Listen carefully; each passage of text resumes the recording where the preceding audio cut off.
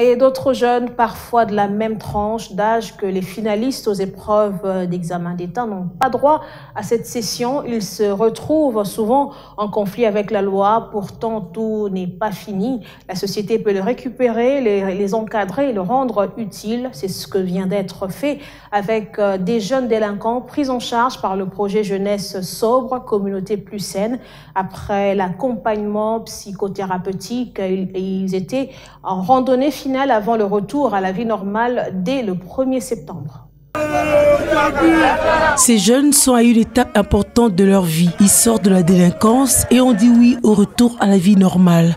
Cette mutation, ils la doivent au projet d'accompagnement psychothérapeutique assuré par Interaction, appuyé par la Fédération mondiale contre la drogue en République démocratique du Congo, récipiendaire des fonds de la coopération suédoise.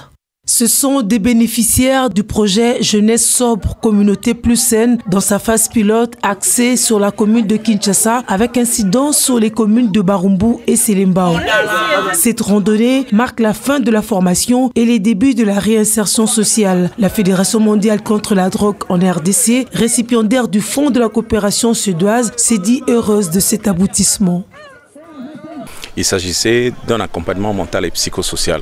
Et à la fin de ce processus, il fallait organiser cette sortie récréative qui consiste en fait à mettre fin à la vie passée pour entrer dans une nouvelle phase de vie. C'est-à-dire c'est une sorte de journée de cassure. Il y avait la partie accompagnement psychosocial, mais il y a aussi la composante socio-économique, c'est-à-dire l'autonomisation. Ils sont déjà rémunérés dans le cadre de l'assainissement. Dans la deuxième année, il y a plusieurs autres activités qui sont prévues.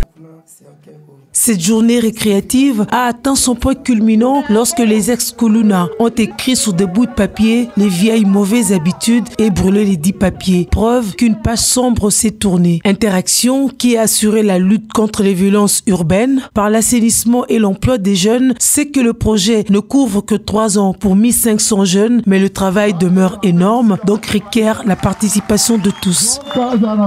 Ils prennent un engagement solennel de dire désormais je deviens jeunesse sobre, je quitte cette vie de Kuluna et je voudrais m'intégrer dans la vie courante. Nous allons les orienter vers une éducation formelle et informelle. Les heureux bénéficiaires, non seulement de l'assainissement, mais aussi de l'emploi, se confortent à l'idée de vivre de leur propre sueur et plus jamais de l'arnaque.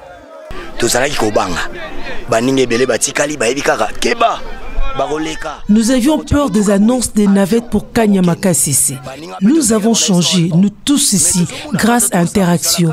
Nous demandons au chef de l'État de se rassurer de la véracité de la transformation des Kuluna plutôt que de se contenter des campagnes médiatiques. Tous ceux qu'on montre ne sont pas forcément Kuluna. Moi, je l'étais. J'étais un grand Kuluna. Sable, c'est mon nom. J'ai initié plusieurs aux drogues et tout.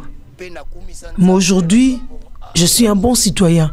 Je travaille, je gagne mon propre argent, j'habite chez moi, je me prends moi-même en charge sans inquiéter qui que ce soit. Je suis un grand garçon. Et c'est un peu grand garçon. Après la remise dans le prochain jour des brevets de participation à ces jeunes, à partir du 1er septembre, c'est la nouvelle vie qui commencera pour eux. Simultanément, le prochain groupe entamera l'accompagnement psychothérapeutique.